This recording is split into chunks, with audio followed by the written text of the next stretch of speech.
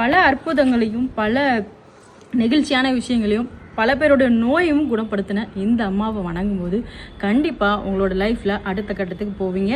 இந்த ஒரு ஏன் இந்த மாயம்மாவை பற்றி நான் இவ்வளோ சொல்கிறேன்னா, இங்கே ஒரு நிறைய விதமான மேஜிக்ஸு, நிறைய விதமான அந்த ஸ்பிரிச்சுவலான விஷயங்கள்.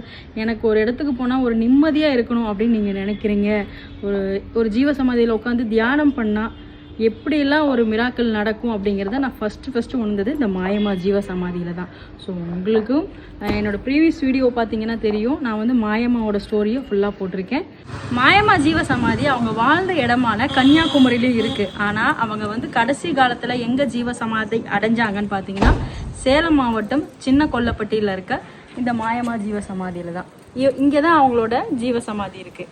நிறைய பேர் கேட்குறீங்க இந்த ஜீவசமாதிக்கு எப்படி வரணும் அப்படின்னு சொல்லிட்டு. சேலம் மாவட்டத்தை பழைய பஸ் ஸ்டாண்ட்லேருந்து 15வது கிலோமீட்டரில் சேலம் சின்ன கொல்லப்பட்டி, ஏற்காடு போகிற வழியில் சின்ன கொல்லப்பட்டி அப்படிங்கிற ஊரில் அமைஞ்சிருக்கிறது இந்த மாயம்மா ஜீவசமாதி.